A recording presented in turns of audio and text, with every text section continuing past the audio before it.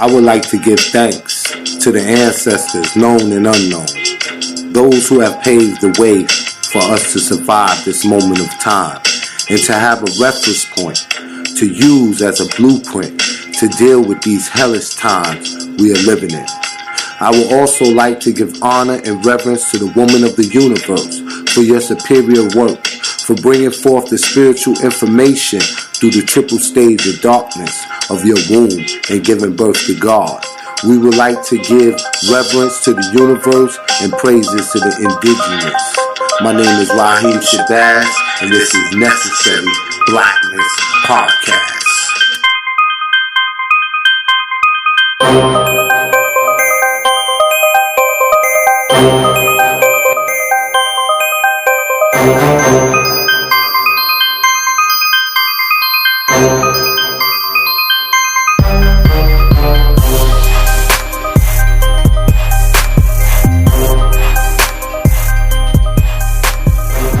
Award-winning producer Raheem Shabazz continues the Elementary Genocide documentary series with The School to Prison Pipeline. That film exposes the social engineering done to African-American children in the school system. And his other film, Elementary Genocide 2, The Board of Education versus the Board of Incarceration, takes an even deeper look at the history of the American school system and how it was made to justify subjugating Black Americans. These films are on track to be the most discussed films in Black America. These films feature people like Dr. Boyce Watkins, Dr. Francis Cress Welsing, and many, many more. The documentary is available right now at elementarygenocide.com. That's elementarygenocide.com. Hey Atlanta, have you heard? True Laundry Detergent is now offering free shipping in the Atlanta area. Just text the word TRUE to 404-493-0523 or give us a call. That's 404-493-0523. True Detergent is 4 times concentrated and perfect for those HE washers. Just 1 ounce removes dirt, brightens fabrics, and leaves each load with a clean, fresh scent. Best of all, True contains no animal products, and it's safe for sensitive skin. Follow us on social media, True Detergent ATL.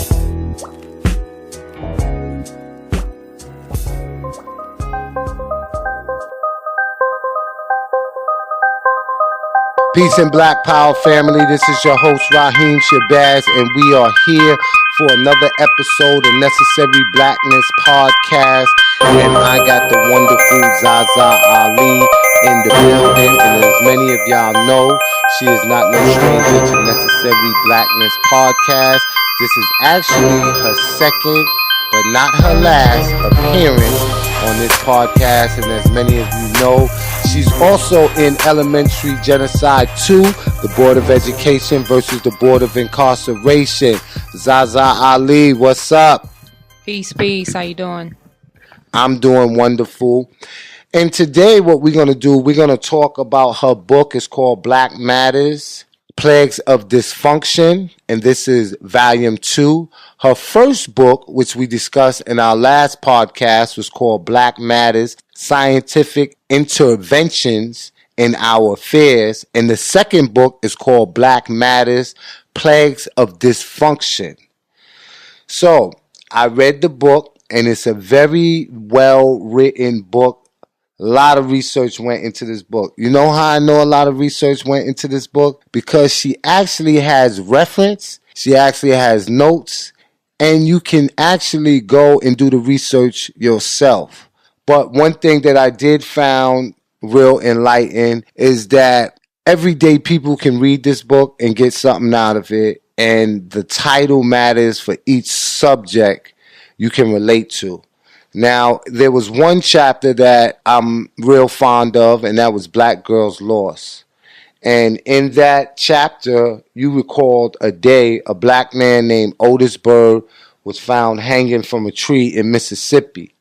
And on that same day, the finale for Empire was aired, which was a 2-hour season. And according to your book, an estimated 16.7 million people tuned in. Of that amount, 63% of viewers was females. So my question to you, ZaZa, do you think that we use entertainment as an escape route to combat the trauma we suffer? Or is it that the majority of us just don't care? Well, I thought that was it was a real standout moment for me, when the season finale of Empire, and I hadn't watched the show. I wasn't a fan of the show at all, but I went back home to Oakland to visit, and I was, in awe at how much fanfare there was from everybody around me about this season finale.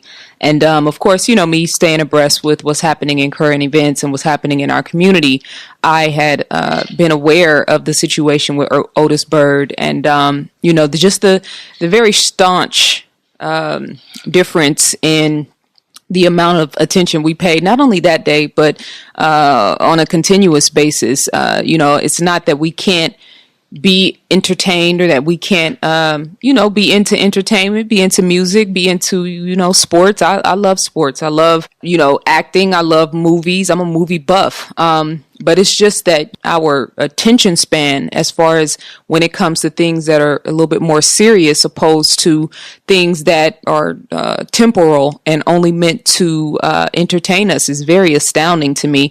I also talk about in the book how, as far as Black women are concerned in our hair, and the amount of money that we spend on the hair care industry versus the amount of money that we spend on, things that are beneficial to our spiritual, mental, and emotional well-being. There's a stark contrast. So, you said, is it, are we using it as a escape route, or is it to alleviate the trauma? I think that the trauma in a lot of our people is so deep that we don't even realize that there's trauma there. You know what I mean? So it's like you are standing in the middle of a war zone and watching, people, places, and things around you crumbling, and there's alarms going off at every turn, and you're not even paying attention. You don't have to be a ZaZa Ali, you don't have to be a Raheem Shabazz, but just being mindful and being aware of things that are happening in the community before it's your son or your daughter who may become a victim of, an oppressive system or police brutality or whatever it is. And then you call it on the people to help you. But, prior to those injustices, we aren't really engaged in our communities. So I think that, I say Black people worship celebrities. It's crazy the amount of time and attention and energy that we put into that culture. I don't think there's anything that, you have a Michael Jordan, you have a Kobe Bryant, you have these people who are manifesting, their God-given talents, and they have every right to do so. But a lot of us are standing back in awe of them when we have our own skills and talents that we should be giving to the world, and we can be just as great as them. It may not be in basketball. It might be in, film producing or writing or, taking care of children or producing, different types of events. So, I think the trauma within us is embedded so deep that a lot of us don't even realize that we have been traumatized. You said that nothing is wrong with at times being entertained. What are some of the entertainment that you like to indulge yourself in? I know many people want to know, you write these books, you're very well spoken, and you study a lot, but I know there's a time in everyone's life where you have to wind down and relax and want to have that enjoyable moment. What are some of the things you listen to or look at? Well, I'm a for real movie buff. So anything that comes out of the movie theaters that, looks like it's a win, I'm there. I go to the movies by myself a lot because, I just love to go to the movies. So it could be a matinee, something at night. Power, of course, coming out this weekend. I'm definitely going to be checking for that. I'm real addicted to this show that comes on CNBC right now called The Prophet. This guy goes in and helps revamp struggling businesses. So I like Survivor, the TV show where they put all these people out in the middle of nowhere and, make them go for broke. I love nature. That's why one of the reasons why I love Atlanta so much, because it's so green. So I love to be out in nature, taking walks, doing hikes. Love live bands, live music. I love sports. Finals just finished. Of course, I was there with my Warriors game face on. You know what I mean? Yeah, Oakland represent. So, I'm a big sports fan. Always been a basketball fan. So, I love greatness. You know what I'm saying? I was a big Tupac fan. Still am a big Pac fan, but my love for him has evolved now to where I'm looking at the impact that he had in a lot of different ways. So, Nas, Pac, Who else? Kendrick. Man, you'll see. He already know. Kendrick Lamar. You know, love hip hop. I grew up on Too Short and, you know what I mean, the Dog Pound and NWA, but you know what I mean? I love greatness. So I love Black culture, and I just love, you know what I mean, the beauty of this planet, and finding God and everything. All right, now you spoke about Tupac. Have you seen the movie? And if so, what's your thoughts? I have seen the movie, and you know what? I have to go back and see it again because honestly, I've been like, I was going to do a video and talk about my review of it, if you will. But I think for half the movie, I was just kind of like zoned out. I mean, you know, it's like you see somebody that you had that type of intimate love for on screen. I was so critical, you know what I mean, of the actor that was playing Pac, you know what I'm saying, and all the different pieces that came in the puzzle, all the different. I don't think I gave myself enough time to really just sit back as a movie fan and enjoy the movie. You know how you say, you know, if you at a concert and you got a camera, you're not really enjoying the concert because you're so busy filming what's happening on the stage. I was kind of looking at the movie from a third party perspective, being a little too critical instead of just doing what I normally do when I watch movies. So I got to go back and watch it again. But I definitely learned about some things that I didn't know, as far as the brother from New York that he was with, that seems like he had something to do with his shooting. The guy who Pac had got real close with, and Biggie was like, you need to watch out for that dude. Mm-hmm. I didn't know anything about that. You know what I mean? Of course, seeing his time in Oakland and, you know, understanding how the government played a major role in, you know, putting crack in Oakland. And then his mother ended up getting strung out on drugs there. And you know what I mean? That whole element to his life. And I really wish they had honed in a little bit more on how much love Pac had for his people.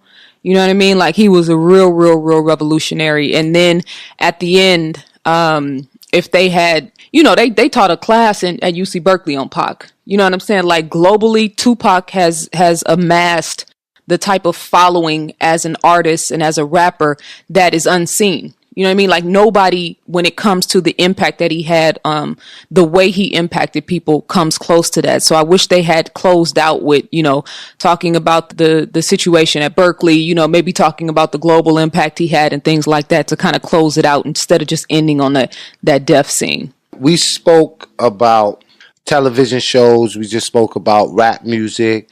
My next question to you is, the fictional entities that are portrayed on television in these rap songs, we all know it has an adverse effect. We are rhythmic people, and the vibrational frequency of the music does something to melanin people. I heard you speak about this in the past. Can you enlighten our listeners a little bit more on this subject matter? Yeah, well, I talked about this. I have a video out now that kind of touches on it. The power of hip hop. The power of hip hop, you know, the impact of hip hop and the power of music. And I am finishing the editing for part 2, which has taken me a lot longer than what I intended, but I want to make sure that it's right. You know, basically, you know, you could say we're melanated beings, and that's definitely at the root of our scientific and genetic makeup, if you will.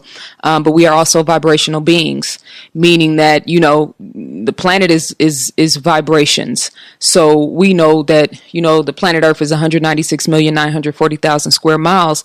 We also know that it is moving right now as we sit here, but we are not conscious of it. 9 times out of 10, we don't even think about that, but we are on, whoever's listening to my voice right now, you are on a moving planet.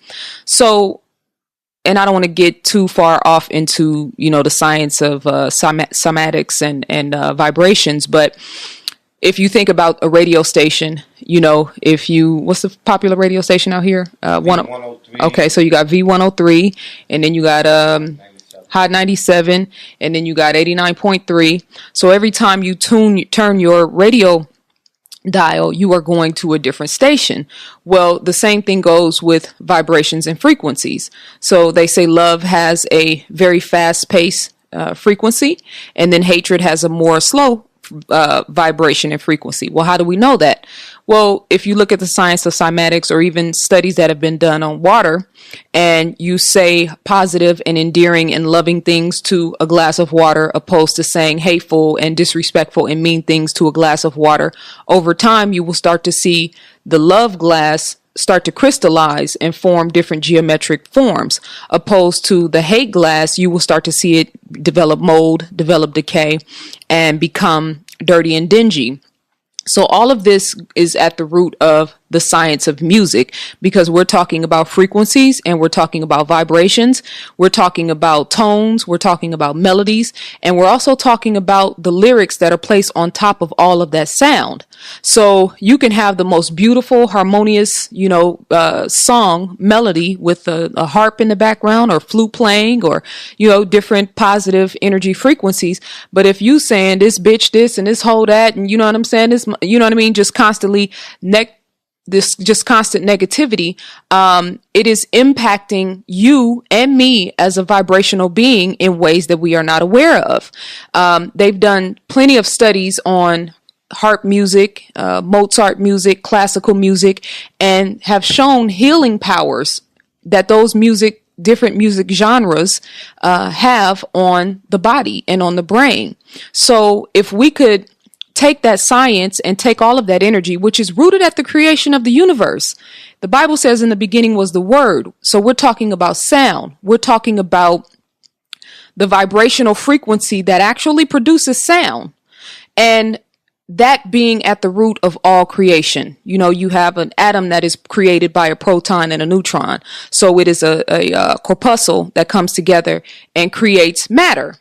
So without going too far off into my scientific thesis on this subject, if you want to get more information, I'm going to be doing a very in-depth video. I've finished it. I just have to finish editing it, where I'm talking about the science of music and the power, the healing power of music, because we as a people have to understand that music is being used now to not only dumb people down, but also to keep you vibrating on a lower frequency. So if every song is about ass and titties, you know what I'm saying? Then that means that we have a whole generation of young people that's only thinking about what? Ass and titties. You know what I'm saying? If we had songs like Keep Your Head Up by Pac, or Warrior Song by Nas, or Ghetto Prisoners by Nas, or, the old school hip hop KRS-One, and energy music that was vibrating on a higher frequency that was making you think. How much music is on the radio right now that actually makes people think? None. And it's not just hip hop, it's R&B too. Cause a lot of the R&B songs now sound like, an opening to a soft porn video. You know what I'm saying? So, it's a very fascinating subject to me. And I think it deserves more of our attention, because we can use music and pop culture to teach our young people about the science of the universe. Now that was scientific. Yes, sir. That's what I do. And you're 100% right, and there's no one that can disagree with what you say, because music is therapeutic to the soul, and our voice contains music. This podcast is on a vibration, it's on a pitch, and I think that's why a lot of people are gravitating towards it. So y'all keep on to that pitch and that vibration, and don't be low frequency slaves listening to that nonsense. Change the dial. And you know what I'm saying? Even if it's almost impossible to avoid it, right? You hop in a car with one of your homeboys, you know what I'm saying? And they playing Future, right? It's like, it's almost impossible to avoid it, but just know what it is you're listening to. You know what I mean? And don't give too much of yourself to that. It's pretty much impossible for me to avoid it. And my son, he loves rap, and I'm not one of them type of parents that's like, you can't listen to this, you can't listen to that. No, because through my son, I'm staying tapped into what young people are doing. But at the same time, we having a conversation, and if the wrong thing is said in a song, you got to turn that off. So I think that music is also another way that we can stay engaged with our children and be mindful of what's happening out here in these streets. Just protect your dome. You know what I mean? Don't allow too much access to get in there. In your book, and this is very good, because I had the conversation with another young lady, and I told her how important it is not to make statements that are inclusive of everyone. So in your book, you mentioned that we should use indefinite pronouns like some, few, many, and most. Because instead of lifting us up, when we make it inclusive of every black man, every black woman, it does a disservice to us. Can you speak to the danger of this? Well, yeah, the internet has given a this whole new platform to this anti-black woman and then anti-black man sentiment, where you have, Facebook groups now dedicated to men tearing down women and, women tearing down men. And I just think it's insane. I hear so many times, particularly about women, it's like if a woman is a single mother, she's a ratchet. You know what I'm saying? Or she's a thought. Really, bruh? Like, so you don't have aunties and and grandmothers or women in your family that might have a child on their own, but they're, still a good person. And man, women, there's a lot of vitriol for black men out here, and I see a lot of it where it's just like, and they get mad at me, when I went through all my public stuff, public beefs, quote unquote, if you will. And, the women came back to feminists and all these different sisters was like, yeah, see, we told you, you was sticking up for these men and now look how they all turned their back on you and they did this and you didn't do it. You know what I mean? And I was just like, I'm not mad at all black men because a couple of peons came at me sideways. You know what I'm saying? I don't hold that against all of my brothers. I had plenty of men, brothers from across the country that reached out to me and showed me mad love, like that are still in my life to this day. You know what I mean? So I think that, it's important for us. As I'm talking about a book called Plagues of Dysfunction, and I'm highlighting issues in our community, things that we don't really talk about. I made it clear in every section of the book. I'm not talking about all black women. I'm not talking about all black men. I know there's black men out here that are good fathers that are taking care of their families and holding their children down. I know there are black women out here who are, in corporate environments and who have, great jobs and who have sacrificed a lot for their careers, who are good people. But then there's some elements in our communities that have to be addressed. We can't just say because we don't want to talk about all black women that we ain't gonna talk about a lot of this foolishness that's happening with black women. And the same thing goes for our men. So I think it's important that anytime we try to go to the root of our problems, we have to make sure that we highlight and emphasize the brothers and sisters that are on the job. Very profound. Very, very, very, very profound. Now, moving along. I'm in the chapter. I'm sitting down. I'm reading. I'm in the chapter, How to Give Birth to God. Very profound. You go in depth in the science of mating. And I found that very interesting because it reminds me of a quote that Elijah Muhammad said, where he talks about the open enemy will never teach you the science of mating, warfare, and finance. Enlighten our listeners to the divine science of mating as you see it. Well, I'm actually writing a book right now on that particular subject because, I spoke in the book briefly about, the power of sex and the science of sex and the spiritual aspect of sex. But it's always really bewildering to me how when the subject of sex and, abstinence or being sexually mature or being sexually responsible, I always get a really big backlash. And it's not just from brothers, it's from sisters as well, where we really kind of negate the impact and the power of sex. And so I wanted to write a book that would be able to shine a bigger light and have a broader concept about this very powerful weapon and tool that the Creator has given us to produce life. So to not be able as a people to have a conversation about sex, about male-female sexual intimacy, while sex is at the root of a lot of our problems, whether it be abortion, whether it be sexually transmitted diseases, whether it be single parent households, whether it be, women being molested, boys being molested. There is a lot of things that is happening in our communities in a very dysfunctional way. For instance, I talk about in the book Lil Wayne and how Lil Wayne was sitting in, he was recanting to one of his artists, a young artist, I think he was 15. He was telling him the story about how he in his words, he got raped at 11.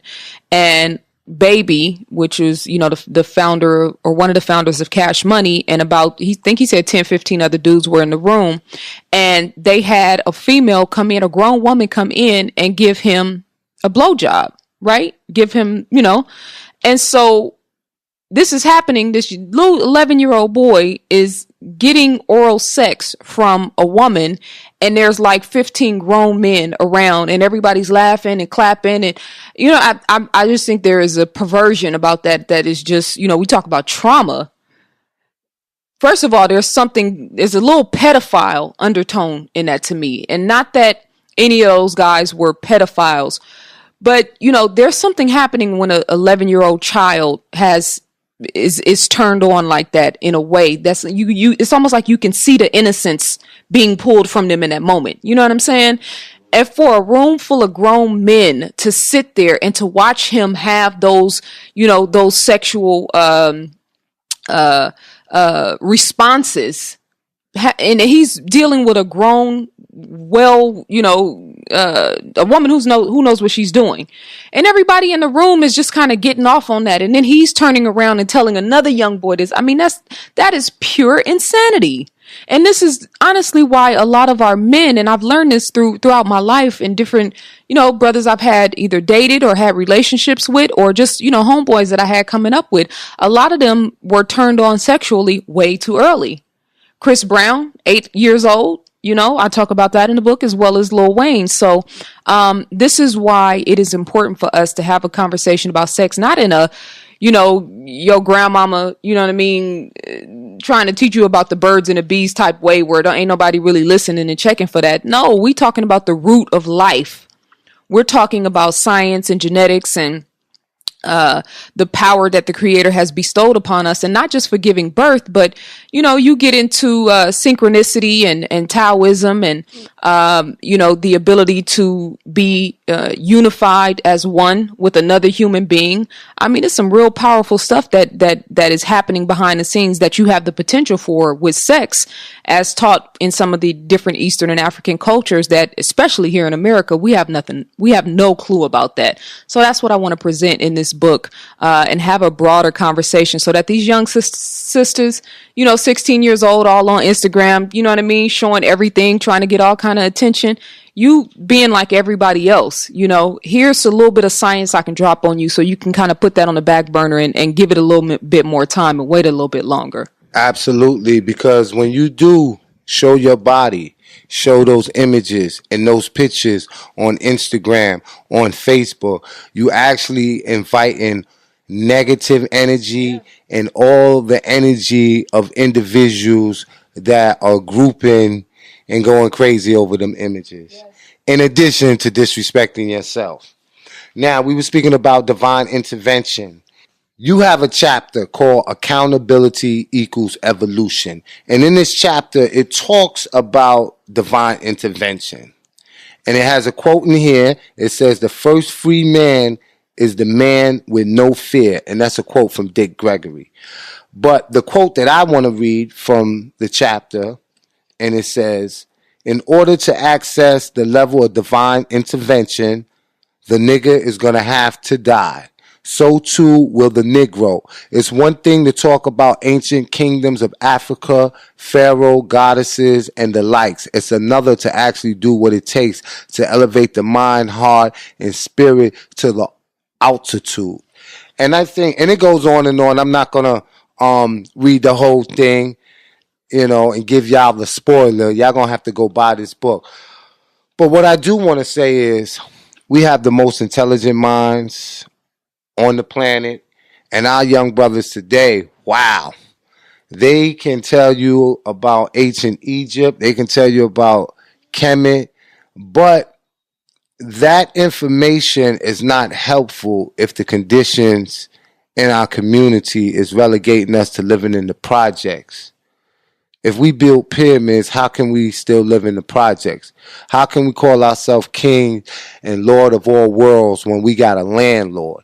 So I definitely like that quote, and she goes deep into it. So y'all definitely have to get that book. But what do you think about individuals that deal with this high science and want to travel the universe, but is basic necessities such as food, clothing, and shelter, and preparing for the social ills of society that we not dealing with on a daily basis within ourselves as well as our community? Well, I'm really glad you asked that question, because this is, to me, at the root of why we are not making progress.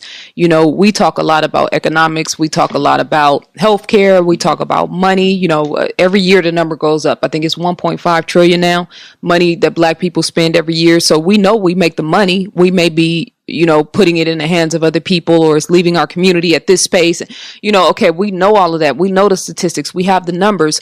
Why is it that we are not able to tap into a certain level of consciousness within our people to reallocate that money? How is it that, we have African-centered schools all across the country that are struggling to keep their doors open, but yet we have all this money? How is it that we pay tithes consistently to church, but yet we won't pay tithes to the organizations and the schools in our communities that are actually doing what the churches say they are supposed to do? So I always say, it's very commonplace now to talk about money and to talk about economics, and we need to have that conversation. But the real issue that needs to be addressed is the minds of the people. There has to be a mental and a spiritual resurrection among our people in order for us to gain some headway here. We don't talk a lot about discipline, do we?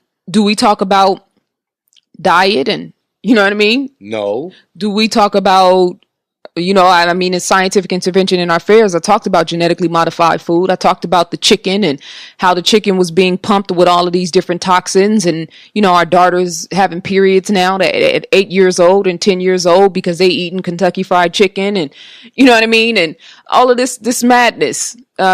We talk about farmland, right? We haven't even learned how to cultivate proper eating habits. We need farmland. We need agriculture. We need all of those things. But there's so much that's like down the street, right? You know what I mean? We have a plan to develop farms. We have a plan to support Black farmers. We have a plan to cultivate land. We have these plans and things that we can do. But right now, today, there is so much stuff that we could be doing to be self-accountable. I always say, it's kind of difficult to talk about revolution if you can't run up a flight of stairs. You know what I'm saying? Like training yourself, your spiritual, your mental, your emotional, and your physical. And people who have been listening to me as of late, this is what I have been saying on every interview, every video that I've been doing, is that there has to be a level of self-accountability for us as individuals first. You see, you got leaders out here, people who calling themselves leaders in the Black community that's still on that nigga frequency, still on that Negro frequency. And we have to be able to decipher the difference between the nigga and the Negro. I hate the word nigga, but I also understand that it represents a behavior and a culture that has been born out of this society. So you want to dead the word, you hate the word, then stop the behavior. You know what I'm saying? I'm not going to argue with you about whether you're using the word or not. Let's get to the root of the problem. Let's get to the problem with the behavior. So I say all the time, it's a difference between speaking truth to power and speaking life into another human being. We need to understand that our people are struggling. A lot of them don't really, I get emails and letters from people all the time, especially sisters that don't know when they're coming and they're going, got children or in unhappy relationships or overweight or just struggling within themselves. And literally there's so much information. There's so many voices on the internet now, Raheem. It's too much. People don't know, it's like you got one person talking about, the stratosphere and, the ends of the universe. And then you got another person talking about, polygamy and why Black men need to have, 3 or 4 wives. And then you got another person talking about strip culture and why, it's dangerous for our community. Then you got another person talking about the slut walk and why women should be able to do whatever they want to do. Then you got another sister talking about feminism and why Black women need, there's so much noise out there. Some of y'all, if you are not secure in yourself, you need to turn off the noise. You know what I'm saying? If you sitting back and insecure and, feeling a certain type of way about your own life and you turning on the internet and now you looking at Instagram and now you really feeling some kind of way, turn it off. You know what I mean? So that right there, Raheem, is self-accountability. You know, you trying to live vicariously through somebody else's life that they showing you on Instagram because it looks so beautiful, and you can't even turn the phone off because you're so unhappy in your life and you won't even get up to fight for your own. So, you know, for me, physical, mental, emotional, and spiritual, every single day we have to do something moving us towards that end. I do yoga, I take Muay Thai, I'm constantly hiking and out in nature. Mentally, I'm always reading, I'm always studying. Spiritually, I'm always meditating. My meditation is my prayer.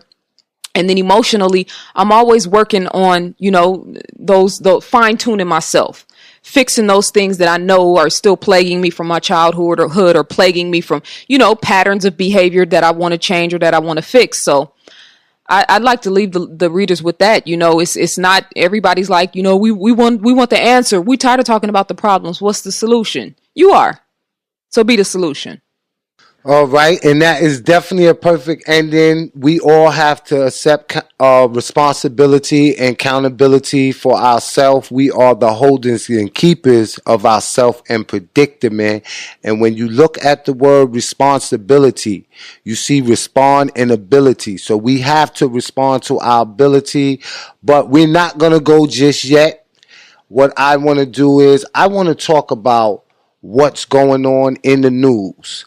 Now, we know our brother Philando Castille was murdered cold-blooded by this racist police that was found to be not guilty of murder. We also know that Bill Cosby was found not guilty of rape. But what I find ironic is that it took them longer to declare a mistrial in Bill Cosby case where he was accused of raping a white woman than it did the jury to deliberate and not convict the police officer that killed the innocent black man where there was video footage, where there was evidence. There's really no evidence that, well, when I say evidence, I'm talking about physical evidence that Bill Cosby actually raped this woman. What are your thoughts on that, and how should we look at that as Africans living in America where we can't get no justice? I mean, man, I've been here so many times. You know what I'm saying? I've been asked this question so many times over the years. You know, from Trayvon to John Crawford to, you know, Rakia Boyd to, oh my God, Mike Brown, Eric Garner, you know, Oscar Grant. I just, you know, Philando Castille now, Tamir Rice. It's almost like there's nothing that it's like, I can't even believe, you know what I mean? We're still having the same conversation. Like, what can we do about injustice? What can we do about creating justice in our own communities? That has to be the question now. And see, the reason why that's a difficult question, and I know, you know, this is a fine line because people start to get weary when you're talking about a black man being murdered by a police officer, and then you pivot and say, well, we're not policing our own communities. You know what I mean? We're not taking charge of our own posts. We have given the world a green light to disrespect black life. Okay. So we constantly hear and see about us murdering and killing one another. And then we go in an uproar when they kill us. Should we go in an uproar when they kill us? Absolutely. Every single child, every single man, every single one of us that has been brutally murdered by the police, who we pay to protect and serve our communities, we should be on post for that. But at the same time, it's hypocritical of us as a people because we are giving the world the green light. We give the world the green light to devalue and disrespect black life. So we need people, lawyers and attorneys and people who are in the political arena to fight that battle. Absolutely. But the real work has to be done back to self-accountability in our communities, because what can I say today about Philando that I didn't say 2 years ago about Eric Garner? What can I say, Raheem? You know what I'm saying? What can I say about what? You want me to talk about the jury? You want to talk about how long they deliberated? You want to talk about the evidence? Like, what can I say about this brother that we didn't say about Trayvon Martin? It's the same thing. But the real question is, what are we doing different now than we were doing then? We know it's going to happen again. Somebody hit me up and said a brother got shot in, I think it was Wisconsin or Ohio. Somebody sent me a message on Facebook. I'm sure it'll be, headline news pretty soon now. So they just killed another black man somewhere in the Midwest. So what have we done today that we weren't doing 2 years ago? What have we done differently? Because we know what's going to keep happening. That's the real question. I'll tell you what we haven't done. We haven't given white America that pearl clutching moment. And you could take that for whatever it's worth. I'm not even going to get into that. Those that know and understand, ain't no need to explain. We ain't gave the dudes on the block that's robbing our people the pearl clutching moment either. Right? No, we haven't gave them that pearl clutching moment. But let me tell you something. Those individuals, they are more of an asset to us because we can change them. Okay, we have a keeping it 100 moment. We can have a keep it 100 moment, but we can change them, right? They have that warrior spirit, right? Those individuals that are on the block and they selling drugs, they misguided, but guess what? They understand the science of economics. They understand the science of demand. Product and demand. They understand the science of organization, of risk factors, and a lot of them have that warrior spirit. And if we can direct that into a positive direction, then I think we need to do that. They just ain't find their way. Now, the individuals I'm talking about that need to have that pearl clutching moment is these heartless bastards that kill and take away from innocent lives. And there's some drug dealers that do that. I'm just saying, we having a keeping it 100 moment, right? Yeah. Okay, my cousin, Michael Dwayne Grant, was murdered in Oakland, January of 2016. 9.9 times out of 10, he was murdered by some black men. This case still unsolved. Was he in the game? Yes. Was he halfway in, halfway out? The jury's still out on that. Was he, was his nose clean? There's a lot of different layers to what he was doing in the streets and why they came after him and all of that. But that's a layer to the conversation. See, it's hard to talk about. This is what white people say all the time. This is what everybody says, Asian, Latino, and everything. How could you get so upset about Trayvon Martin, but then this black man, Michael Dwayne Grant, gets killed in Oakland in broad daylight. Nobody says anything. Nobody saw anything by black men, and y'all don't say nothing. And you know as well as I know, because I know you from the streets. You know what I'm saying? I'm pretty sure you could probably name off 5 or 10 names that's been through that same experience. Absolutely. So what I'm saying is, because we know what white America has done, we know about the injustice, their script is already written. This same exact thing is going to happen again, either in a week or in a month or in a year. We going to be here again having the same conversation, right? So what do we as a people have control over and the power to actually impact in our communities? That's the question. That don't take nothing away from, trying to make a statement or, somebody having to bust a move in order to, put a little bit of fear in the police officer. I'm not even talking about that. We're talking about self-accountability. What's happening in our communities and how we're giving the green light, not for people to kill our people, but they know we're not going to do anything. We're not out shooting them. We're not out gunning them. You know what I'm saying? But we also know, like you mentioned Elijah Muhammad before, Elijah Muhammad said, and I'm quoting him indirectly, that there would come a time, as long as we were on our deen, that we would have the white man wrapped around our finger, right? And he wasn't talking about shooting and killing nobody, because he preached that we shouldn't even be carrying guns. It's the spiritual war that we are neglecting, talking about self-accountability, teaching our sons and teaching our daughters. Where's the brothers in the community that's policing our streets? You know what I'm saying? How did Trayvon Martin end up 17? You know what I'm saying? Out there fighting for his life by himself. I'm trying to see the village. And I said that in the book. We've been talking about the village. It takes a village to raise a nation. We've been saying that forever. Where is the village? Ain't nobody running up in the village like that. That's what our goal has to be, to create the villages. I agree with what you say, right? But this is my problem with that, right? When we wore silk robes and slippers of gold and was the richest people to ever be untold, living in our motherland, right? We wasn't robbing. We wasn't stealing. We wasn't killing one another. And guess what? The Neanderthals came in and wreaked havoc. How did they come in? Did they invade? We gave them silk robes. Okay. We let them sit at the feet of the pharaohs. So come on now. It's not about fault. It's not even about fault. No, it wasn't our fault. But we made some mistakes during those times that we need to be mindful of and conscious of as we make our decisions on how to get through this thing today.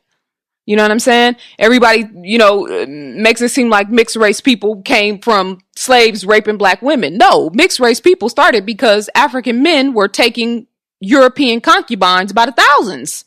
That's where it started. You know what I'm saying? So let's not go back and romanticize the history. Let's really, really talk about it the way it actually happened, because it ain't no fault. It ain't no blame. You know what I mean? We got to look at our history and give thanks for everything that's happened to us, because me and you sitting here having this conversation right now because of it. All right. Let me ask you a question. If young brothers, young sisters in our community was to get on the right side of history and attempt to live a righteous life and be upright and be about upward mobility, and we all looked out for one another and we start taking care of one another, do you think maniac psycho is going to stop the killing? I've seen, I know who I am. You know what I'm saying? I don't move in fear. My son don't move in fear. You know what I mean? And I've had to tell him in different instances when, we watched the Oscar Grant movie and when the Sandy Hook killing went down. And I talk to my son in a way that instills in him the power of God, not the fear of God, the power of God. You know what I'm saying? So we don't move in fear. I'm not worried about police officer killing my son. I don't even think like that. And I think that because I know the power of my own thoughts, and because I know the power of the Creator, because I know understand the science of the universe, that's where we have to be at in our minds. Now, it's a lot of stuff going on in our communities every day, Raheem, that opens the door to these people coming in and playing games with us. What was the brother's name? Ramarley Graham in New York. Yeah, he was running from the police, right? Yeah. He was running from the police, right?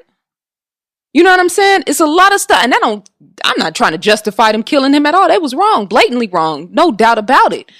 But it's a lot of stuff that's happening in our communities that's opening up the doors to these people coming in and continuously abusing and misusing us. And I'm only saying this because apparently they ain't going to stop. So then the onus becomes on us. What can we do? How can we pivot? But now we can't talk about Ramarley Graham and brothers in the streets selling dope if we're not talking about creating jobs, because poverty breeds hopelessness. You know what I'm saying? It's easy to give a young brother a bag full of crack rocks if he ain't got no hope. It's easy to give him a gun and tell him to go stick up a store if he ain't got no hope. We have to instill hope.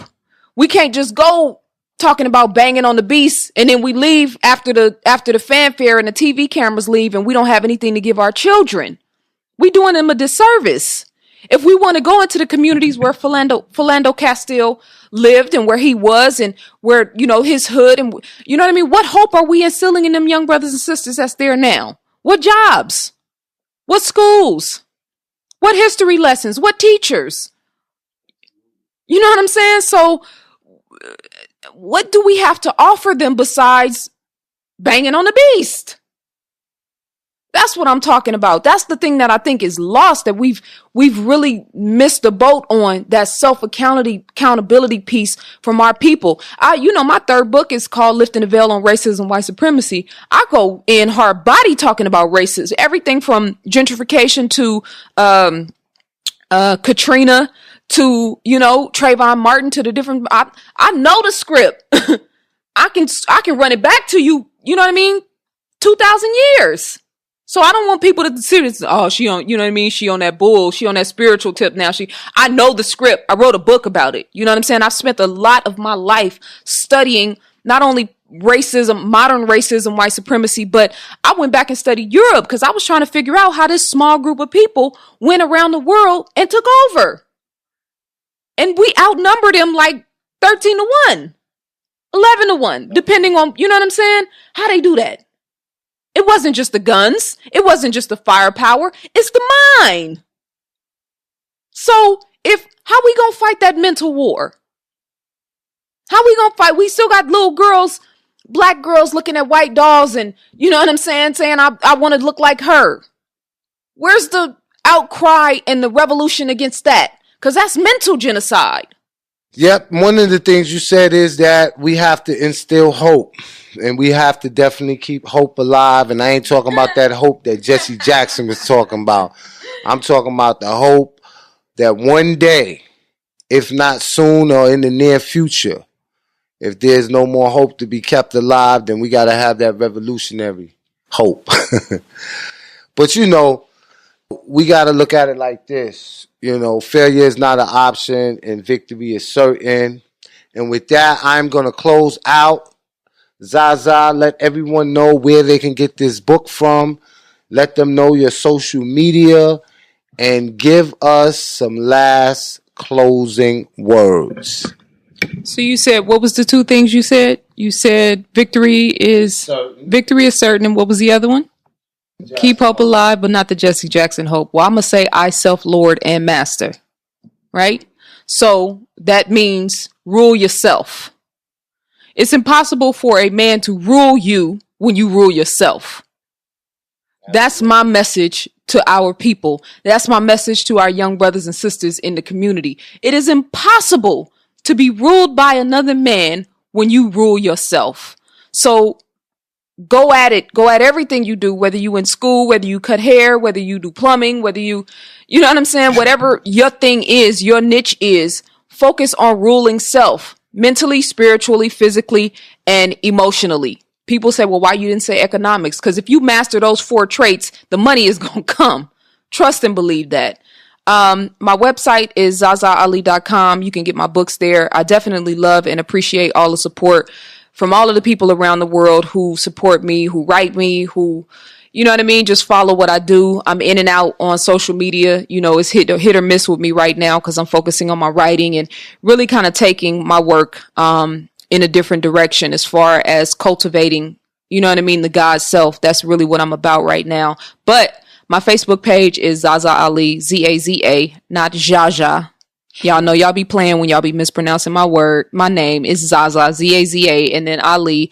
I have a Black Matters Facebook page, Black Matters ZaZa Ali. I'm on Twitter at ZaZa Ali _7. I'm on Instagram at ZaZa Ali, ZaZa _Ali 78. And then you can also go to my website, ZaZaAli.com, and all of my social media links are there. My YouTube channel, all my videos, interviews, blogs, etc.